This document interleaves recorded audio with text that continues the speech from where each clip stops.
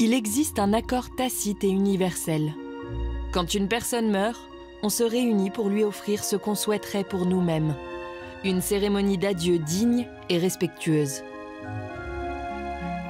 Depuis que l'humanité existe, plus de 100 milliards d'êtres humains sont morts. Mais jamais à un rythme aussi élevé qu'aujourd'hui. On enregistre près de 160 000 décès par jour dans le monde. Un chiffre à la hausse à cause de la croissance démographique. Un pic de mortalité nous attend et la gestion des corps des défunts devient un problème logistique. Dans de nombreuses métropoles du monde, les cimetières affichent complet. Et il y a une autre vérité inconfortable. Mourir nuit à l'environnement. Plus les cimetières sont denses, plus des substances toxiques s'accumulent dans leur sol. Les crémations, quant à elles, rejettent des centaines de milliers de tonnes de CO2 dans l'atmosphère. Devons-nous changer nos pratiques funéraires? On n'y échappera pas. Il faut prendre conscience de tout ça et trouver de meilleures solutions pour nos dépouilles. À quoi ressembleront les obsèques du futur? Faudra-t-il se passer de tombes et de cimetières? Et dans ce cas, comment nos proches feront-ils leur deuil?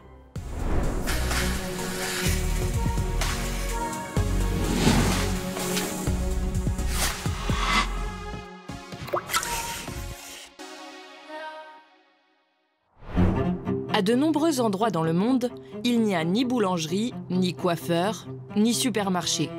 Mais des cimetières, il y en a quasiment partout.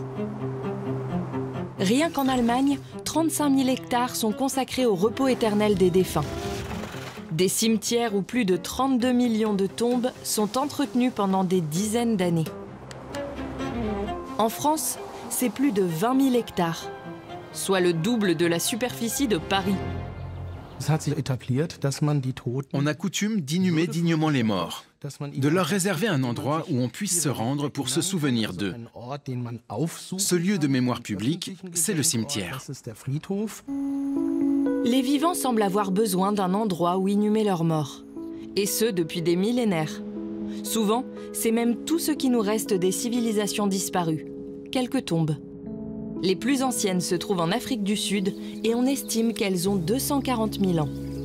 Elles n'ont pas été creusées par Homo sapiens, mais par Homo naledi, une très vieille espèce d'hominidés. Côté européen, on suppose que l'homme de Néandertal a été le premier à inhumer ses morts. Les sépultures sont des endroits hautement symboliques, qui comptent parmi les premiers lieux de culte de l'humanité. Et les animaux, est-ce qu'ils enterrent aussi leurs morts? Pas à ma connaissance. Le deuil, la piété ou le simple souhait de cultiver le souvenir des morts sont des pratiques humaines ancestrales, mais qu'il nous a fallu apprendre et perpétuer. Ce n'est pas inscrit dans notre ADN comme on pourrait le supposer. C'est un acquis culturel. Et pas n'importe quel acquis. Toutes les cultures et religions du monde ont ceci en commun. Un ensemble de rites autour de la mort. Peu d'événements s'accompagnent d'autant de coutumes et de traditions que notre trépas. Pourquoi nous est-il si difficile d'accepter le caractère éphémère de notre existence sur Terre? Enfant, déjà, on apprend que tout le monde meurt. C'est quelque chose de parfaitement scandaleux, qui ne nous quitte jamais. La conscience qu'un jour, tout s'arrêtera et qu'on perdra peut-être aussi des proches qui mourront avant nous. C'est une menace constante sur notre existence qu'on tente d'affronter à travers notre culture. Pas étonnant que l'humanité cherche depuis toujours à construire des ponts vers l'au-delà. Puisqu'on ignore tout de ce qui nous attend outre-tombe, on équipait les défunts d'armes, de vêtements, de bijoux et même de serviteurs désignés pour les accompagner au royaume des morts. Les corps étaient embaumés, momifiés, placés dans des mausolées ou des pyramides. Il y a encore un siècle, on portait les cercueils sur des kilomètres jusqu'à l'église la plus proche, afin d'enterrer le disparu dans le respect de la religion. Devant un tel déploiement d'efforts, on peut se demander à qui les funérailles servent-elles vraiment? Les rites funéraires ne servent pas aux morts, mais toujours aux vivants. C'est une façon de montrer qu'on se soutient mutuellement face à la mort. Savoir que des funérailles auront lieu pour chaque membre de la communauté, c'est réconfortant. Les cimetières apportent du baume au cœur quand la vie s'en va.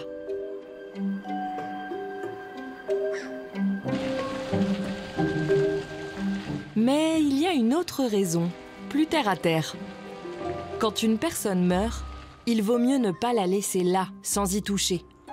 Car peu de temps après le décès, le corps commence à se décomposer. Ce processus physiologique s'enclenche dès que le cœur s'arrête de battre. Dès lors que les cellules ne sont plus alimentées en énergie, elles commencent à se dégrader elles-mêmes. On appelle ça l'autolyse.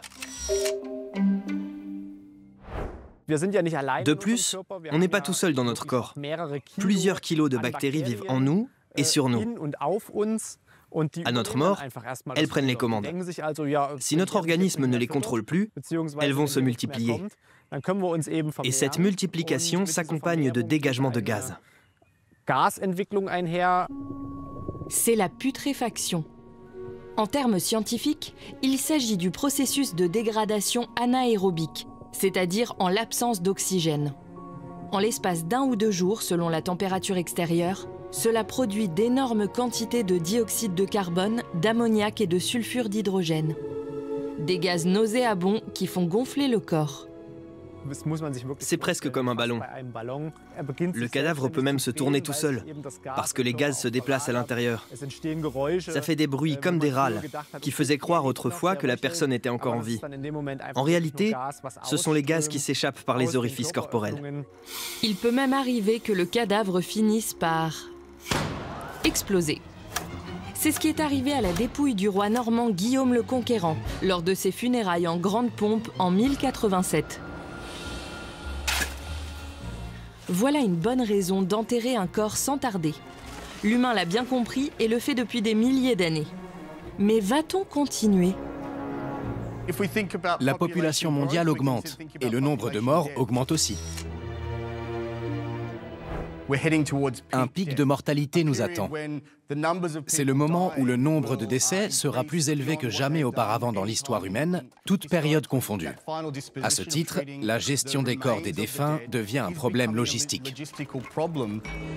Faudra-t-il remettre en question cette constante de la civilisation humaine ? Aujourd'hui déjà, 1,8 êtres humains meurent à chaque seconde. Un record. Avec un impact record lui aussi, car les enterrements traditionnels sont affreusement gourmands en ressources. Rien qu'avec leurs 3 millions de morts annuels, les États-Unis consomment environ 9 millions de mètres de planches de bois dur, 2700 tonnes de cuivre et de bronze, plus de 100 000 tonnes d'acier et près d'1 600 000 tonnes de béton.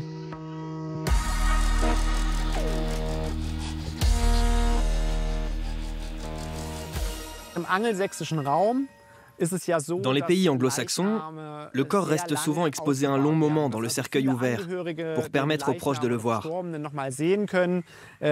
Donc les entrepreneurs de pompes funèbres utilisent différentes méthodes et substances chimiques afin de préserver et conserver le corps.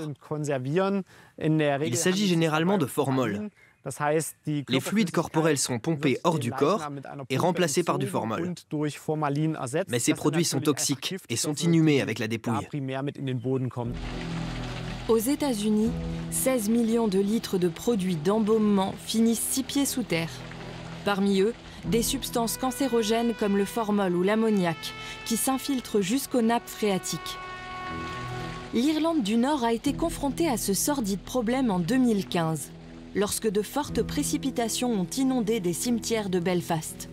Les substances toxiques échappées des cercueils se sont écoulées jusque dans le fleuve Lagan. Autre problématique inquiétante, même sans produits d'embaumement capables de nous changer en momie, notre corps lui-même est source de pollution. La faute à notre alimentation, notre mode de vie et nos traitements médicamenteux, qui font que nos organismes absorbent et accumulent des métaux lourds tout au long de notre vie. Notamment le nickel, le zinc, le cuivre ou le plomb, lesquels persistent même dans nos cendres après crémation. Celle-ci produit par ailleurs des composés du chrome 6, classés cancérogènes, mutagènes et reprotoxiques.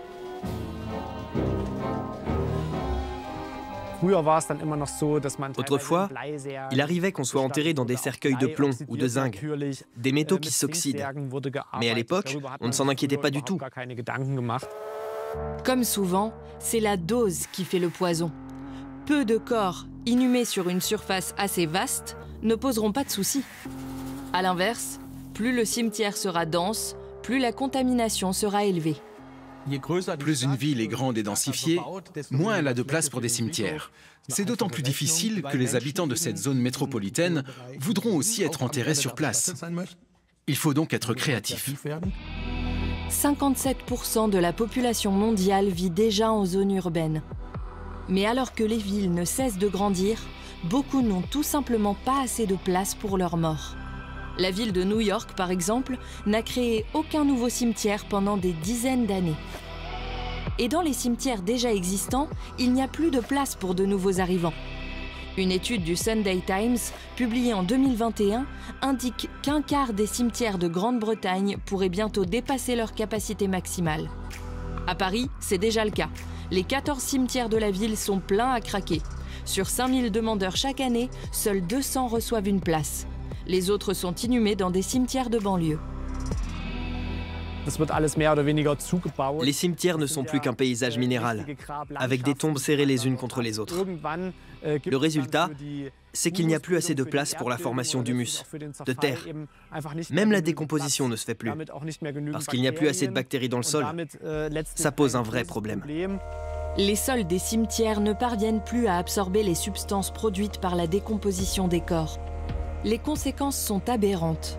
À New York, les cimetières suppriment leurs allées de macadam pour pouvoir y creuser de nouvelles tombes. Dans des mégapoles comme Hong Kong, une concession funéraire peut coûter plus de 400 000 $. Les Pays-Bas et d'autres pays ont choisi de limiter la durée des concessions funéraires à 10 ou 20 ans seulement. Les urnes cinéraires peuvent-elles être une solution ? Alors qu'une tombe pour cercueil occupe 2,2 mètres carrés, enterrer une urne ne nécessite que 0,64 mètres carrés. 42% des Français choisissent la crémation et plus de 70% des Allemands. C'est l'une des raisons qui explique qu'outre-Rhin, il n'y a pas de problème de place dans les cimetières, car ces derniers ont été prévus pour accueillir des cercueils. Mais ça ne signifie pas pour autant que la crémation peut résoudre le problème dans le monde entier. À Hong Kong, plus de 90% des défunts sont incinérés et leurs cendres placées dans des columbariums. Mais ces derniers aussi sont trop peu nombreux. Il faut attendre jusqu'à 4 ans pour obtenir une place. Et comme on l'a déjà évoqué, la crémation n'a rien d'écologique. Elle rejette environ 200 kg de CO2 dans l'atmosphère. C'est 200 000 tonnes par an, rien qu'en Allemagne.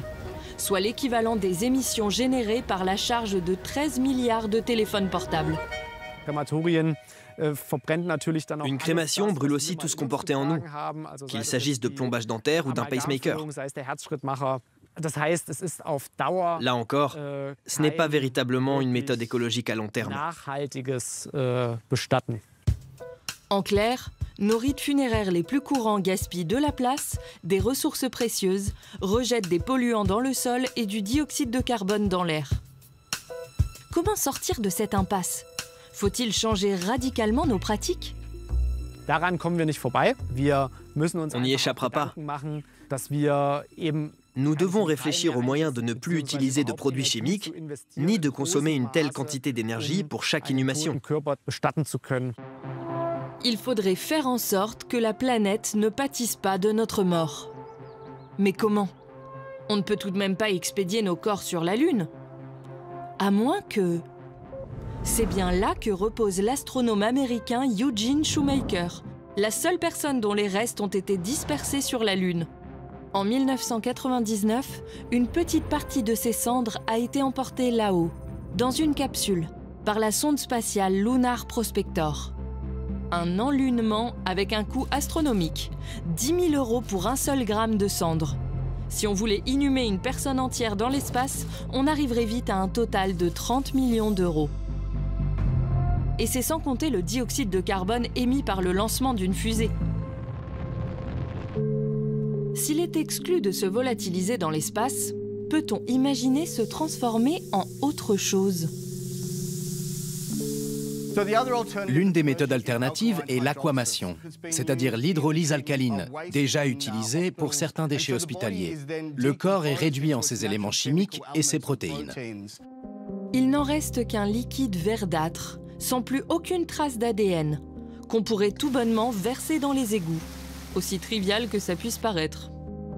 Les Suédois, eux, ont inventé la promession. Le corps est plongé dans de l'azote liquide à moins 196 degrés, puis est soumis à des vibrations jusqu'à ce qu'il n'en reste que de fines particules. Autorisée dans certains pays, à l'étude dans d'autres, la méthode reste interdite en France. Pourrait-on trouver quelque chose de plus naturel? Comment se déroule la décomposition dans la nature? En pleine nature, la décomposition parfaite a lieu dans les couches supérieures du sol. C'est comme lorsqu'à l'automne, les feuilles tombent par terre et forment une couche d'humus de 5 à 10 cm. C'est un milieu très riche en bactéries. Certes, mais on ne peut tout de même pas déposer simplement nos cadavres en pleine forêt. En revanche, on peut essayer d'imiter le processus avec le compostage humain. Le corps est placé pendant plusieurs semaines dans un cercueil d'acier garni de paille, d'herbes et de fleurs, donc contenant toutes sortes de champignons et micro-organismes. Ceux-ci vont décomposer les parties organiques du corps dans des conditions d'oxygène, de température et d'humidité contrôlées. Il ne reste qu'un compost fertile qu'on peut même utiliser dans son jardin. Une méthode qui promet de réduire le corps humain à quelques poignées de terreau, sans produits chimiques ni pollution. Voilà pour les nouvelles approches. Pour certains, l'idée d'aller enrichir la terre post-mortem peut être séduisante. D'autres pourraient trouver romantique l'idée de s'embraser dans l'atmosphère dans une petite capsule.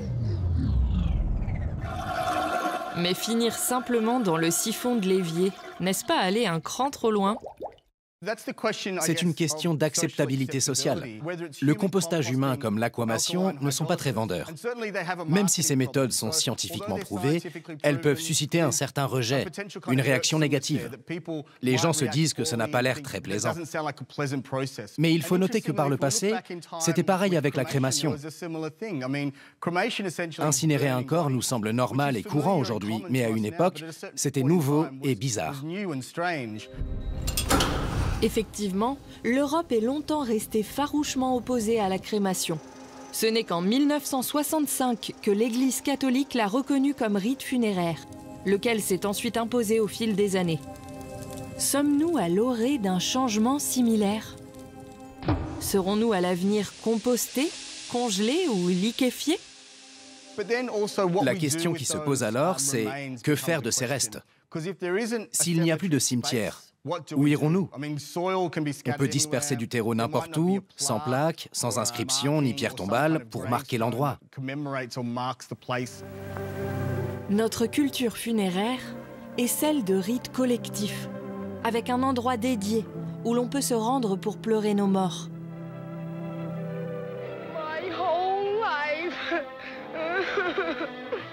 Mais s'il existe une foule d'autres options pour notre repos éternel, où irons-nous nous recueillir? À l'université Columbia de New York, les chercheurs du Death Lab imaginent les cimetières du futur. Des lieux de mémoire novateurs et écologiques, censés résoudre le problème de place. Il n'y aurait plus de tombes, mais des capsules dans différents lieux publics. Elles renfermeraient les restes des défunts et elles brilleraient. L'idée est de tirer profit de la décomposition du corps par les micro-organismes. L'énergie libérée serait convertie en lumière afin d'illuminer ces capsules mémorielles.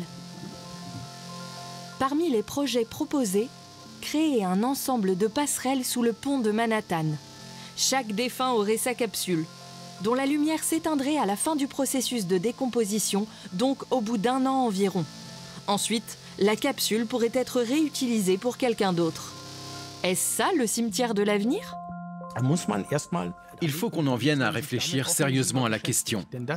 C'est à cette condition qu'on pourra développer un rapport positif au reste des défunts. Il faut tout repenser et c'est un travail difficile qui prendra du temps. Or, le problème, c'est que la mort n'est pas un sujet très engageant. L'Arc de Triomphe ou la Porte de Brandebourg transformée en d'éblouissant monument aux morts? On vous a demandé ce que vous en pensiez. 46% en Allemagne et 44% en France ont jugé l'idée intéressante. La ville de New York, en tout cas, n'a pas encore sauté le pas. Beaucoup jugent que transformer les défunts en réverbères sur un pont ou dans un parc n'a rien de respectueux. Car pour beaucoup, le deuil reste une affaire privée, qui ne se partage pas avec des skateboarders, des coureurs ou des promeneurs. Mais peut-être est-ce simplement une question de temps? Après tout, notre rapport à la mort et au deuil a déjà évolué. L'Église n'a plus le monopole d'accompagner les gens dans leur chagrin, de proposer des rites funéraires. Le deuil, tout comme la façon dont on va inhumer les morts, se sont fortement individualisés. La personnalité du défunt compte bien plus qu'autrefois, où le rituel était très codifié et uniformisé. Moins de rituels collectifs, plus d'obsèques personnalisées. Toujours plus de gens gardent une urne funéraire à leur domicile, voire transforment leurs disparus en bijoux. Des sociétés proposent par exemple d'extraire l'ADN de la personne défunte, puis de préserver cette double hélice dans une petite fiole de verre qu'on peut porter au cou, comme une amulette. Autre possibilité, presser les cendres dans un disque vinyle pour immortaliser le défunt en musique. Des procédés qui ouvrent à tous ce qui était autrefois réservé aux saints, devenir une sorte de relique. Les plus prévoyants peuvent préparer eux-mêmes leur postérité. Mais l'idée est aussi de permettre à nos proches de faire leur deuil comme ils le veulent, quand ils le veulent et surtout où ils le veulent. Il est désormais admis, surtout dans les sociétés sécularisées, qu'on puisse faire son deuil indépendamment du corps du défunt. Certains vont clairement dire « Je n'allais presque jamais au cimetière avant, ce n'est pas un lieu qui compte pour moi. Alors pourquoi, maintenant que mon partenaire ou mes parents y sont enterrés, devrais-je créer un lien avec cet endroit qui m'est étranger et qui ne me plaît même pas ?» Le problème, c'est qu'en Allemagne, par exemple, à la différence d'autres pays, la loi rend obligatoire les inhumations au cimetière. Garder chez soi les cendres des défunts est interdit. Toutefois, certains enfreignent cette loi et font leur deuil de la façon qui leur semble la plus appropriée. Dans d'autres pays, comme la Belgique ou la France, la législation est plus souple. Ainsi, toujours plus de gens choisissent d'exprimer leur chagrin à leur façon, et ailleurs qu'au cimetière. Cet ailleurs, beaucoup d'entre nous l'ont déjà créé de leur vivant. Nos profils sur les réseaux sociaux. Ce qu'on choisit de publier en ligne est pour nous une façon de raconter notre chemin de vie jusqu'à notre mort. À notre disparition, notre profil peut être transformé en page de condoléances. De quoi sonner le glas du cimetière analogue? Et quel rôle jouera l'intelligence artificielle dans nos rituels funéraires?